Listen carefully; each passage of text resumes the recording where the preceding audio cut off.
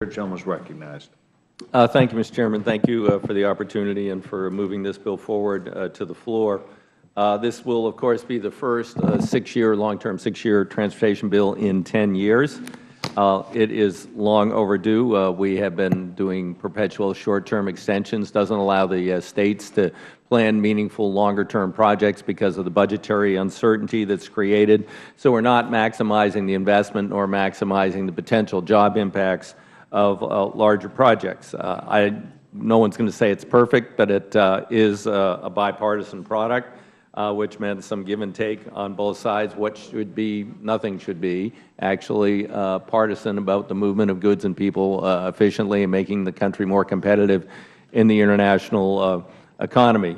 You know, Eisenhower, well, let's start back with George Washington, canals and some initial road building, and then Lincoln, the transcontinental railway, Eisenhower, the highway program, Ronald Reagan, who included transit for the first time because he said we shouldn't ignore our urban areas, into the Highway Trust Fund. So this has a long and bipartisan tradition of investment.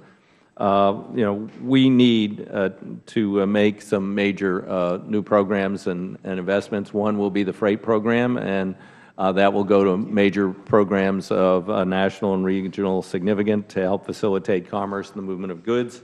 It has a strengthened Buy America requirements, which will provide jobs here at home, moving from 60 to 70%.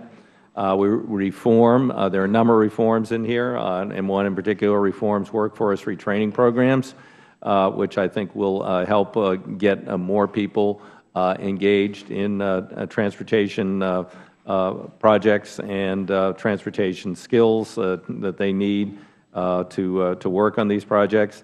We are going to do more funding for highway grade crossings, motor carrier safety grants, higher standards for transit safety. Encourages states to provide mental health and substance abuse treatment to DUI offenders to deal with the issue of drunk driving and the deaths that result.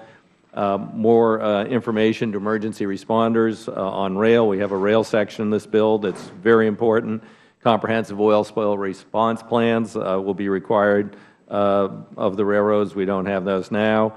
And we will mandate something that the trolls at OMB eliminated. We're going to put in the thermal blankets, which everybody agreed were critical in the oil tank cars, and that was supported by industry and safety experts.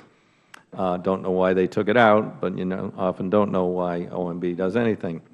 Finally, it does have $115 million that will enable states to experiment with innovative ways to look at the future of funding transportation, moving toward vehicle miles traveled or other ways of raising funds as we move to more and more efficient vehicles, and some that will not fuel at all. It's not perfect, but it's bipartisan, it's compromise. This will move us forward to hopefully a quick conference with the Senate so we can beat the deadline and get this all done before the temporary authorization expires. And with that, I'll submit my floor remarks to the record. Thank you. Mr. DeFazio, thank you very much. I'm going to defer